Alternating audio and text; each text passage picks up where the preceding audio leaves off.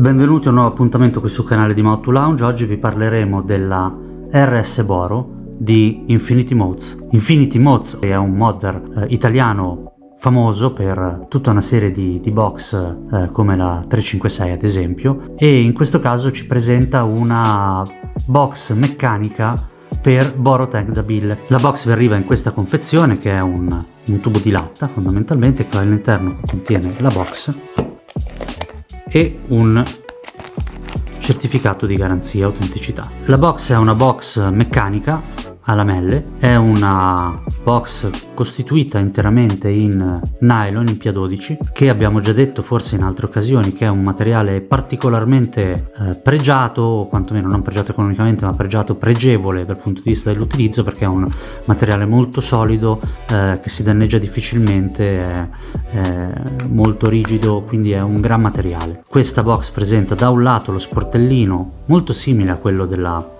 BF, la forma è la stessa, con l'incisione del modder, il modello e RS il nome della Boro, della box. Dall'altro c'è uno sportellino con lo sfiato dell'aria, 3 magneti e la parte centrale del nostro meccanico che è fatto da lamelle in ottone placcato palladio, quindi con una buona reattività. Vediamo il pin del positivo regolabile a vite con la lamella del positivo e il pin del negativo che è formato fondamentalmente dal nut e dal fermalamella con la lamella del negativo. Prendiamo una batteria, come indicato negativo verso l'alto e positivo verso il basso, e la andiamo ad inserire. La batteria rimane molto solida, il tasto è un tasto che va a piegare la lamella del positivo verso il pin del positivo. Prendiamo un boro, lo inseriamo in posizione dopo aver svitato quasi completamente il nut è proprietario, e andiamo a chiudere. Arriviamo a filo per poi andare a completare la chiusura e il serraggio con il pin del positivo. Una volta fatto ciò avremo il nostro atomizzatore, il nostro boro e il nostro atomizzatore montati. Insieme ad altre meccaniche che si stanno vedendo ultimamente è una soluzione con il boro montato trasversale o frontale, cosa che non impedisce affatto il refill. Il refill è molto semplice, ricordatevi sempre di oliare per fare questo le guarnizioni del boro. Andremo quindi a fare il refill con uno dei liquidi che sto usando più ultimamente, che è il A-Tiger di The Vape Man. Chiudiamo, assicuriamoci che tutto sia nelle giuste posizioni, andiamo a mettere un drip tip, chiudiamo lo sportello e è fatta.